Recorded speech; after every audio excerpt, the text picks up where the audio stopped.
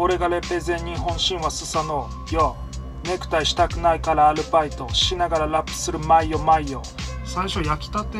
になっちゃってですね。もう一回やります。どちらかっつうとヤバすぎるのはスキルだから、スサノオのスキルがヤバすぎるってわけ。店舗拡大計画も着々と。いよいよ壁がなくなるぞ。七ラキスサノオを今回演じさせてもらったんですけど、演じるとはいえほぼ当て書きなんでまんま自分だったんで、居酒屋でバイトしてた経験とかもこっちは豊富にあったんで、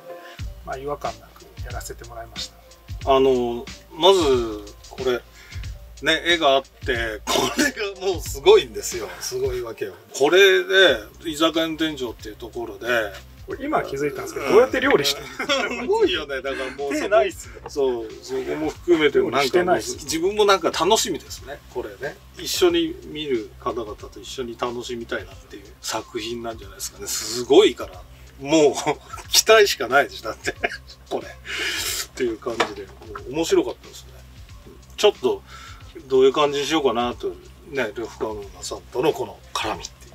うそうっすね。すごい状態のスタジオですけど、面白かったです。緊張もしたし、こういう感じいいな、面白いなって感じでした。本当楽しみですよね。見たいって感じ。そうっすね。まあ緊張感ありましたね。なんか普段は自分が書いたラップを自分で歌うだけなんで、いい悪いは自分で判断するんですけど、これはやっぱ正解が他のとこにあるじゃないですか。なんでこれでいいんかなと思いながら、ちょっと普段のレコーディングとは勝手が違ったんで、脇汗びっしょり書きましたね。そうですね。脇汗びっしょり書きましたね。やっぱ書きますよねっていう、なんか正解をっていうか、やっぱこの僕の場合は特にこの絵がね、まず持って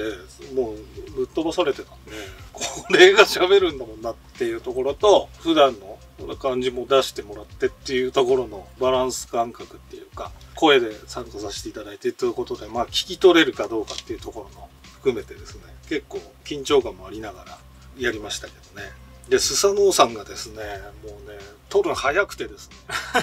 ってことは結構すぐパッパやんなきゃなみたいな。面白かったです。はい、ありがとうございます。やっぱ神様扱ってるんでそれが住み着いて飲んでてっていうその世界、まあでも言ってちょっとなんか活気のある居酒屋っていうか、そういうイメージあってみたいなところだったから、神様とはいえやっぱり人間的な部分がそうだよねあって、まあそれ僕らこうラッパーとかもそうなんですけど、こう作品だけ聞いてる人とかはその普段の人間的な部分とか人間性の部分とか割と想像つかなかったりすると思うんですけど、まあ神様も多分そういう面がきっとあって、まあリアルっちゃリアルなのかなと思いながら、まあラップちょっとね、交互にやり合ったりも始まっちゃったりするんだけど、割とまあ酒場ってことで深夜2時のテンションでやりましたけどね。あとこんなん超レアじゃない？これ自体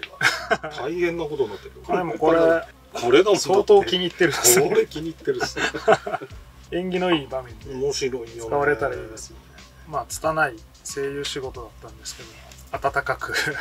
っていうか、あと普段こうアニメファンに対して毒ばっか吐いてるんですけども、俺が嫌ってるのは美少女アニメなんでね、こういうナンセンスなアニメ大好きなんでご容赦くださいって感じですね。まあこれはね、言ったらね、何日以内に何人以上に面白いって伝えてくださいぐらいのね、そういうやつでね、これどんどん広げていきたいかな。だからその七ラキっていうものは何なのかっていうのをみんな拾って、それで最高楽しかったよっていうのを友達とかね、言ってもらって、どんどんね、七ラキってなんだっていうところで、結構面白いことになってくるんじゃないかなと思います。よろしくどうぞ。チャンネル登録よろしくお願いします。